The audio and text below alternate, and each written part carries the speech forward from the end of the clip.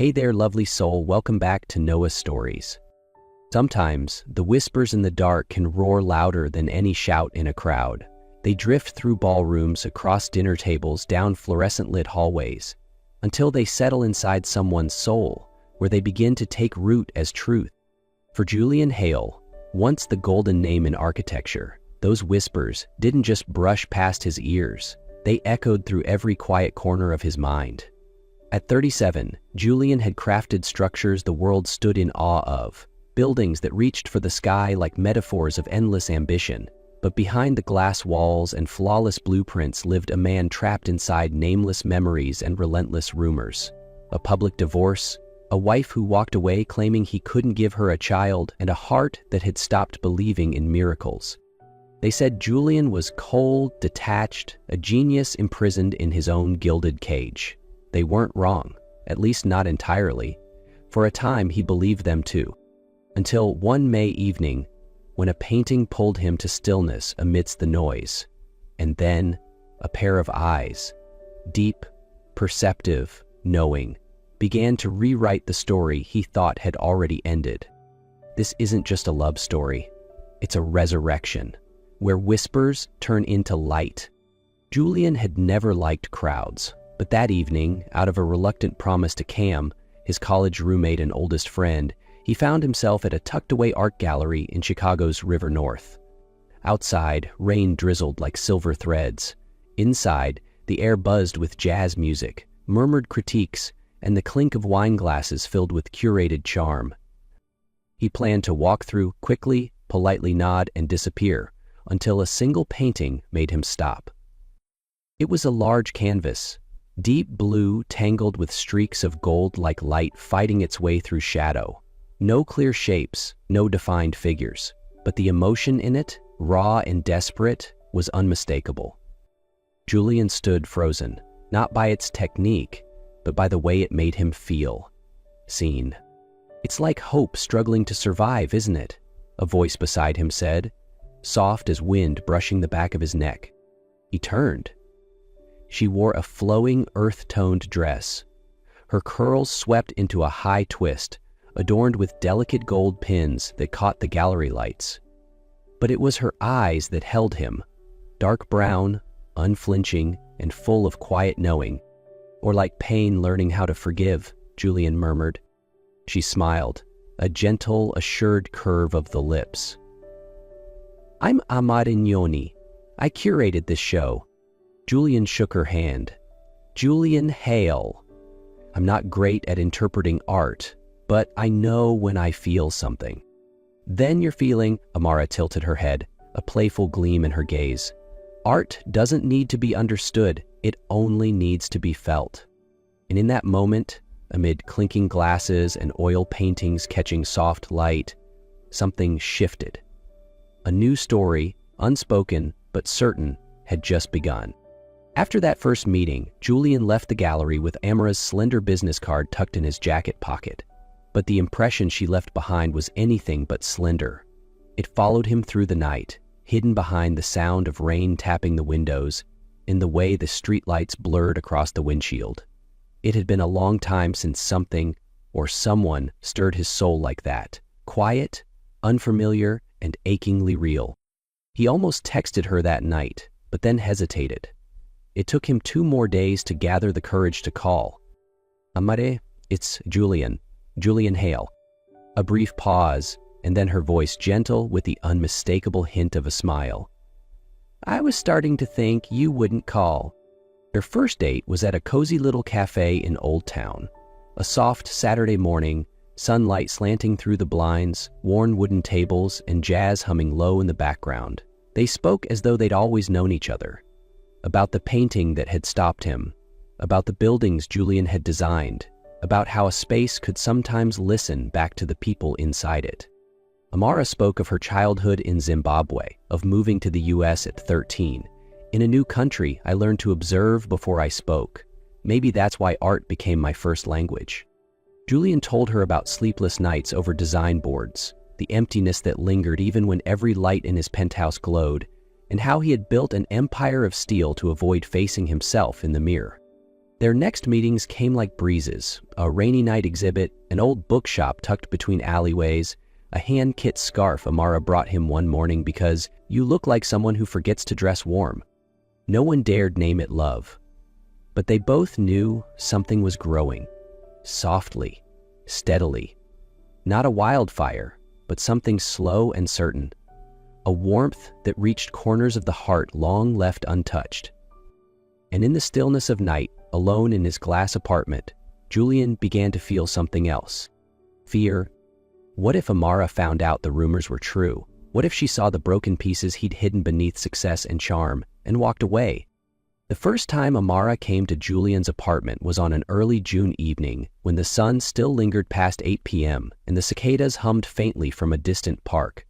His penthouse perched atop a riverside building, its walls made entirely of glass, offering a breathtaking view of the city. It was elegant, clean, and perfectly arranged, but carried the weight of quiet isolation, just like the man who lived in it. "This is where you live?" Amara asked, her gaze gliding over the rows of architectural models on floating shelves. "It feels more like a Julian Hale exhibit than a home." "Exactly," he replied with a faint smile. "This place is a shell, quiet, untouched. No one gets too close." "And no one stays," she murmured. He didn't respond. Instead, he poured them each a glass of wine, handing one to her as they stood before the massive windows. His eyes paused on their reflection, not because of appearance, but because closeness like this was rare for him. That night, they didn't speak much. They let the silences speak instead. Every touch, every embrace, every breath. It wasn't a night of conquest. It was surrender. To feeling, to past wounds, to something neither of them had dared to name. Later, with her head resting on his chest, her fingers drawing lazy circles on his skin, Amara asked softly, "Have you ever wondered, what if the rumors were true?" Julian froze. For a moment, he felt impossibly small. "I don't know," he breathed. "My ex-wife and I tried. For 2 years. Nothing ever happened. She said it was my fault, and eventually, everyone else believed that too." "And you?" she asked, looking straight at him. "Did you believe it?" For the first time in years, Julian didn't deflect. "I'm not sure," he said honestly. "After she left, I didn't have the strength to get tested. I thought, if the results proved her right, I wouldn't survive it." Amara didn't judge. She simply took his hand and placed it over her heart, where it beat steady and strong beneath her skin. "Then let's start here," she whispered. "Not with answers, with truth." 3 weeks after that night, the outside world finally breached the quiet haven Julian thought was untouchable. It started with a photograph. He and Amara had left a late jazz set in Hyde Park. His hand rested gently at the small of her back, a reflexive gesture. Her head was tilted up in laughter, the streetlight catching the exact second their closeness became something more. A tabloid ran the image the next morning under the biting headline, "Julian Hale, the infertile architect, trying to prove his manhood?" The article needed no facts, just friction. It rehashed his very public divorce, recycled old rumors, and painted Amara as a young, ambitious artist with unclear intentions.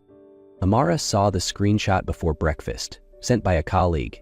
She didn't call Julian, but he knew, and he called her first. "Are you okay?" His voice was low, strained. "You once said this wouldn't touch us," she replied, soft but steady. "But it has. And now, I'm not sure what I've walked into." Julian was silent for a long time. Then, quietly, "I just wanted to keep you away from the darkest parts of my life." "But I don't need silence to feel safe, Julian," Amara said, heart aching with a truth too long ignored. "I need trust." And deep down, he knew that. In that moment, he realized that if he kept hiding, he would lose the only person who had ever truly seen him, not for what the headlines claimed, but for who he was in the quiet spaces beside her. He had never responded to the rumors publicly. But maybe, this time, it was time to speak. After that brief phone call, Julian said nothing the rest of the day. He almost typed a long message, almost called back, almost explained. But nothing he could say felt like enough, and beneath it all, he was afraid that whatever he said now might come too late. Emma, meanwhile, kept showing up. At work, in life, smiling, standing strong. But inside, her body had begun to bend beneath the quiet pressure mounting in her heart. The headlines, the co-workers' glances, the growing distance between her and Julian, it all gathered inside her like a storm, waiting for the right moment to break. The fatigue had been lingering for days, unexplained. Amara had chalked it up to stress, too little sleep, skipped meals, a head full of noise. But on that Wednesday morning, when she doubled over with nausea after brushing her teeth, something inside her clicked. She stood frozen in front of the mirror. Then, without a word to anyone, she stopped by a nearby pharmacy, bought a pregnancy test, and returned to the gallery. She didn't expect anything. But then, 2 lines appeared, clear, undeniable. Alone in the tiny changing room, her hands trembled. She took another test, and then one more. Each one confirmed the impossible. She sat down on a wooden bench, one hand resting against her belly, still flat, still quiet, but somehow full of life, of change, of something unexpected. That evening, she went to Julian's apartment without calling. He opened the door, surprise flashing in his eyes before softening. "Hey, are you okay?" She didn't answer. She simply handed him a test wrapped in a small handkerchief. Julian took it. For a few seconds, he didn't breathe. She didn't know if he'd be angry or afraid. But when he finally looked up, his eyes held something vast, like a skyline just before sunrise. "This is real?" She nodded. "I don't know how to feel yet. I just knew. I couldn't keep this from you." Julian gave a breathless laugh, half wonder, half fear. Then he stepped forward and placed his hand gently over her stomach. So soft, as if afraid to disturb something sacred. "We'll figure it out," he whispered. And in that moment, for the first time in years, Julian wasn't afraid of the whispers anymore. Because this was the loudest truth his heart had ever heard. A life beginning from what he thought had been broken. That night they said little, but the silence between them held more meaning than words ever could. In that silence, a promise was made, not spoken, but felt, that whatever this journey would become, they would face it together. After the night Amara handed him the pregnancy test, Julian didn't hesitate. No grand speech, no second guessing. The next morning, he arrived at her gallery with a simple request. "Come home with me, let me take care of you." Amara looked at him, surprised not by the words, but by the way he said them. There was no fear of headlines in his voice, no calculations, only a man trying to love with his actions. From that moment, everything changed. He cooked every day, even if his skills were limited. Simple chicken soup, oatmeal, hard-boiled eggs. He learned how to read her silences, noticed when her shoulders drooped just slightly, when her breath became shorter. He scheduled her appointments, drove her to every one, waited outside for hours just to be sure everything was still okay. He cleared out the small room at the end of the hallway and transformed it into a nursery. Cream-colored walls, soft lighting, tiny clothes folded with reverent care. Every item he picked out himself. One night, as they sat quietly on the balcony beneath a sky freckled with stars, Amara leaned her head against his shoulder and whispered, "Have you ever doubted the baby?" Julian didn't answer immediately. He placed his hand over her belly, where life was slowly, steadily growing. "I spent so many years trapped in other people's doubt," he said softly. "It made me forget what it means to truly trust someone." He looked at her, then down at her stomach. "But you and this baby, you're the best thing that's ever happened to me." Amara didn't speak. She just reached for his hand and held it gently. Above them, the night sky held its breath, and beneath the stars, a quiet kind of beginning unfolded. Not loud, not perfect, but real, rooted in trust, watered by love, and glowing with the first light of something that finally felt like home. Time passed quietly and tenderly, mornings with Julian bringing tea to her bedside, evenings spent listening to their daughter's heartbeat through a tiny Doppler pressed gently to her belly. Somewhere in the softness of those days, they stopped counting the moments and simply lived them. Then one early autumn afternoon, Amara called him during a meeting. "I think it's happening." Julian left everything behind, laptop, phone, a room full of executives waiting for his signature, and raced to the hospital. Safi Hale, their daughter, arrived nearly a month early.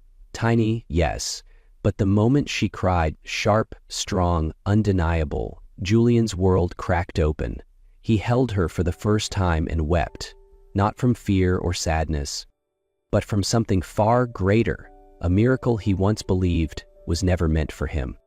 Days later, after they'd all returned home, Amara carried a quiet weight in her heart. Not mistrust, only the need for certainty.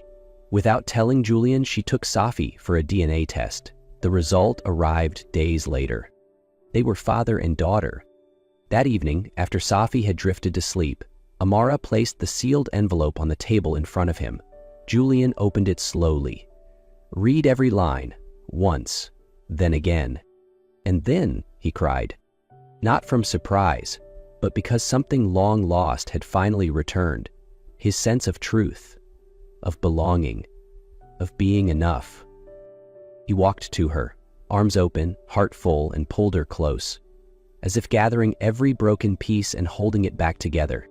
"Thank you," he whispered, voice thick with emotion. "Thank you for trusting me, for not walking away, and for her." Amara didn't speak. She simply leaned into him. Outside, the city lights flickered like stars that had fallen gently to earth. And in the warmth of that quiet room, two people, three heartbeats, finally beat in perfect unison. After the night Amara handed Julian the DNA results, something shifted. Quietly, without ceremony, his eyes became warmer, his arms held her longer, and when he looked at their daughter, it was no longer in awe or disbelief, but with a deep, grounded peace. As if, finally, he belonged somewhere. Time moved like breath. Sleepless nights rocking Safi to sleep, mornings with Amara resting against his shoulder, their daughter asleep in her lap. Life wasn't perfect, but it was real. And for Julian, that reality was the most sacred gift he'd ever known. A month later, Julian called a press conference not to defend nor to justify, but to step into the light, with the two people who gave him the courage to do so. To the same media that had once fueled countless rumors, he didn't deny, didn't explain. He simply smiled, holding his daughter in his arms, and said, "This is to Safi Hale, my daughter, the most beautiful thing I've ever had." The room went silent for a moment, but the most unexpected part hadn't come yet. Julian turned to Amara, who was standing quietly beside him, her eyes gentle. He reached into his coat pocket and took out a small box. And right there, in front of the entire world, he got down on one knee. "You don't have to be anyone else. Just be you, the one who brought light back into my life, the mother of my child, my home. Amara, will you marry me?" Amidst the sound of camera shutters and applause, Amara nodded, tears in her eyes but a smile on her lips. The wedding took place 1 week later, small, just those who truly loved them, nothing extravagant. But it was the most beautiful wedding, because it was built on trust, on time, and on the wounds they had overcome together. 2 months later, they left the apartment where it had all begun and moved into a small house by the sea, where there were no rumors, no cameras. Only waves, white sand, and wind that smelled like freedom. On the first morning in their new home, Julian held Safi while Amara carried a warm cup of coffee. The three of them stepped onto the beach. They stood there in silence, watching the sun rise over the horizon. The light fell across their faces, a man once broken, a woman once quietly strong, and a child who symbolized every new beginning. And so they began. No vows spoken, just each passing day together. And far behind them, the whispers that once haunted the dark faded into nothing but wind across the sea. And so, they began. No grand vows, just each passing day together. Thank you for staying with us until the very last moment of this journey. If Julian and Amara's story found its way into your heart, leave a comment, share your thoughts, and send this video to someone who may still be walking through whispers of their own. We'll see you in the next video with more stories told through love, healing, and the quiet belief that true love doesn't have to shout, it only needs to be real.